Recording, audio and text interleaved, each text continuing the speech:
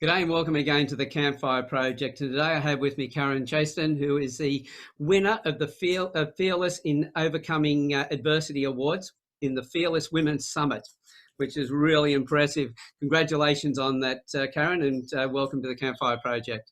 Thank you, Adam. Yeah, it was a nice surprise to win that award, in Brisbane in front of over 200 women, which was a great day and event. And to be able to speak on the stage for 20 minutes as well, it was amazing. And we've had you on the Campfire Project before, and you told us your story of adversity, which really impacted on a lot of people, gave a lot of people inspiration on, doing things differently. And I know that you've now started looking at how to help people even more than you've been able to help them before. And you put together a Beyond Loss retreat, because your specialty is in helping people beyond loss. So can you tell us more about the retreat, please? Oh, thank you, Adam. Yes, I just love the way everything comes together. So when I was previously on this amazing Campfire project, I was, working towards and mentoring women and coming to the realization that there are over 40 different loss events that can affect our lives. And we're not taught how to move beyond loss. We're taught how to accumulate and be successful, but we don't know what to do when loss happens, are we? Well, that's exactly right. Now, I know that there's things like loss of a partner, of a spouse, loss of a job, and things like that. 40 is a fairly large number. Is there any one in particular that would be different, that really stand out to you? There are so many, but when I was at this one woman event in the Fearless Summit, just only a couple of weekends ago, I had my flyers there for the retreat and everything. And one lady walked up to me and she said, "Can you help my friend?" And I said, "Well, what's happening with your friend? What's her situation?" And she said, her 11-year-old son is in the process of transitioning into be her daughter, and she's not coping very well. And I went, yes, I can help her. It's all about her learning and completing the relationship with her son so that she can move forward and have a healthy emotional relationship and physical relationship with her new daughter. And she went, "Oh my God, that makes so much sense." But the funny thing about it, Alan, is a week later I'm talking to another friend about the retreat, and she asked me exactly the same question, but about another person. It's like the world we live in, isn't it amazing that not only that we're aware of people that are going through these events, but the way that we can also help them now. Yeah. And I think, and that's incredible. When you think about it, the person who's going through the transformation is going through a lot themselves, but the impact that has on the family around them and how they deal with that, how they're seen by other people, how they see themselves, is whether they've been a success as a parent and all things like that. Yes. It's a major issue that they need a lot of help with.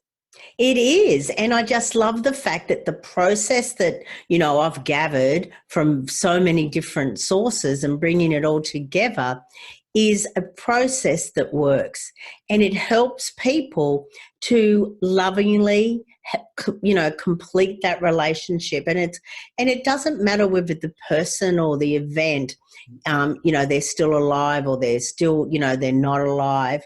You can still complete the relationship, because with every relationship, there are three components. There's a physical, there's an emotional, and there's a spiritual. And the physical relationship is, the way we are physically together, the way we hang out together, the things we do, the things we say. And normally when the loss event occurs, the physical relationship will change, as we will no longer speak or talk to them in the same way that we did previously. Whereas the emotional relationship is all-encompassing of all feelings, the happy, the sad, the glad, and the bad. And the spiritual relationship is that intangible. We know we're connected. We're not really sure why, but we know that we have this connection to each other. And whilst the physical relationship will end, the emotional and the spiritual will live on forever. And it's the emotional relationship that causes us all the grief, because we don't know how to have a healthy emotional relationship moving forward. And that's what my Beyond Loss program helps people to have. Yeah, because I'm thinking back to the transgender, you're dealing with two particular levels of loss, or grief that come into it, because the loss of that child in that gender, but Yeah. also having a new person join the family is Yes. also another loss again. So this is a tremendous one It, to actually it, be it dealing with. is. And it actually encompasses about 3 or 4 of the 40 plus that I've spoken about. Because, as a new child enters the family, the dynamics change. So, and as one leaves, the dynamic changes. So you've got all of those emotions. We have hopes, dreams, and aspirations about all of our relationships. So obviously realizing what they were, in this case for their son, and to come to an acceptance and an understanding that they're not going to come to fruition that way, but there are other possibilities and more hopes and dreams and aspirations that we can create with our new daughter. Really an interesting scenario. Yeah, it is. And, for that parent to be able to come to grips with everything, to be in that right place so they can then support their child, Yeah. is extremely important. It is. And to come to, and through the process, we come to where we apologize, where we forgive, and where we acknowledge. And those 3 things are very different, but it's all about doing it for ourselves as much as for the other person as well. Because we can be so hard on ourselves and, beat ourselves up. Oh, why didn't I do that? Or why didn't I say that? Or am I the cause of this? If I had done this, maybe this didn't happen. So many things that we reprimand ourselves about. And it's about coming to love and gratitude for ourselves and the other person, no matter what the loss situation is that, we're grieving and coming to a loving part with. If we're going to put the other person first, then we really do have to put ourselves first in the first place, so that we're at the right level to be able to help the other person. Yes. So, yes. And that's what I've found when I've been into understanding loss, is because we're not taught how to cope with loss, we don't know how to help our friends and family when they have loss come to visit them in their lives. And it's quite interesting, the things that people do and say, because they don't know what to do and say. And you think, it's better off just saying, and I really hope everyone understands this, the best thing to say is, I do not understand what you're going through, but I'm here for you. Just tell me the best way for me to be here for you. It's that simple. It's that simple. You don't have to say, I'm sorry for your loss. They've gone to a better place, or I never really liked them, or anything like that. That's all about you. It's got nothing to do with the other person. It's about understanding that you are there for them. And I'm not saying put your life on hold forever, but to be there for them and to understand that everyone has a process that works for them.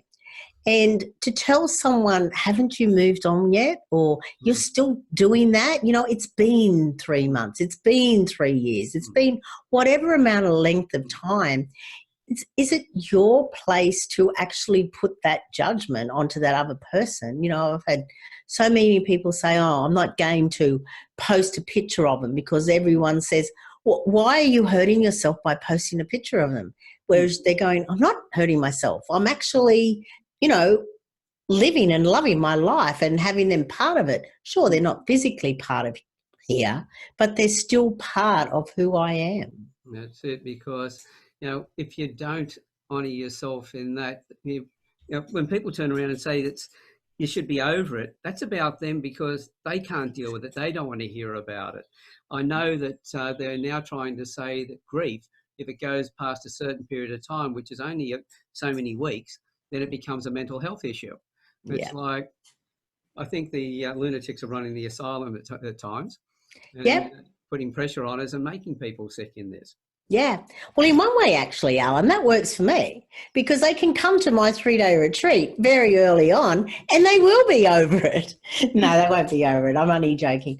But they'll come to a place where they've completed the relationship so that they can move forward in a healthy, emotional way, as I said earlier. So it is about understanding that. And there is no time frame. It's your time frame. And people need to understand that. Like, I know one lady, her husband passed, and within 3 months she was dating. And you know, everyone was, oh my God, I can't believe you're dating. It's only been 3 months. I thought you really loved your husband.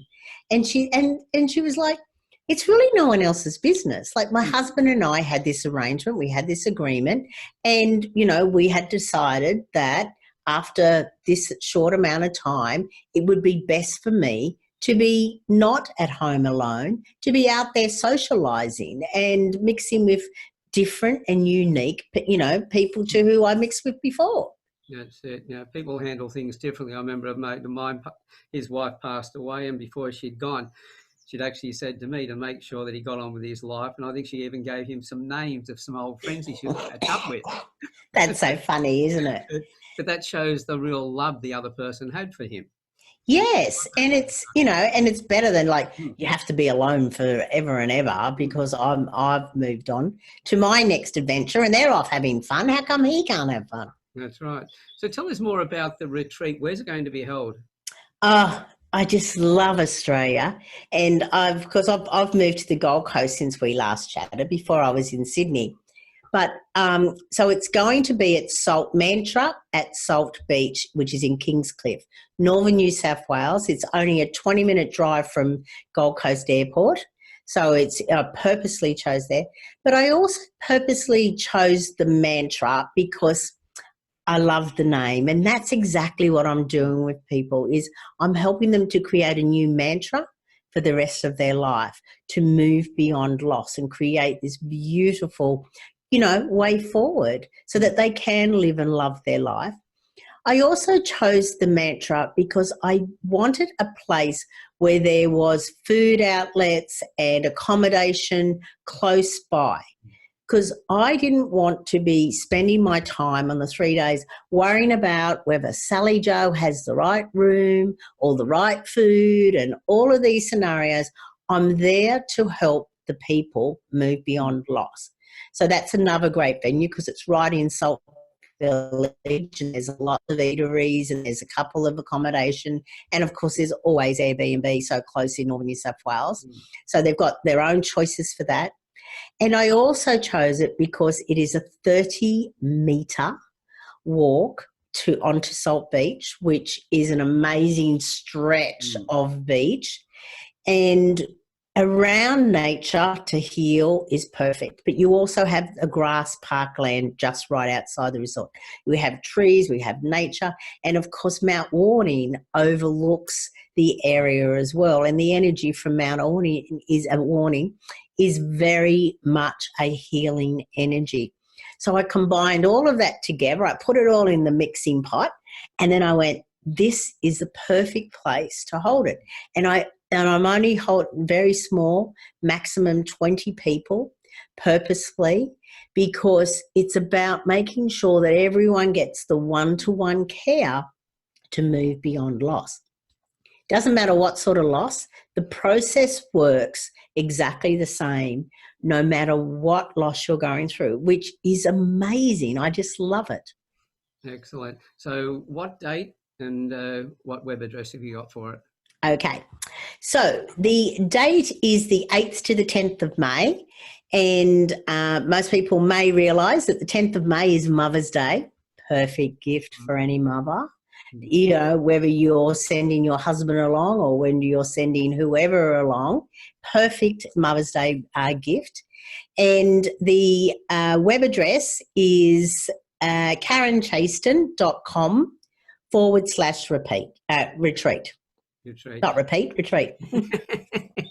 But I will be repeating it. Yeah, that wasn't a Freudian slip.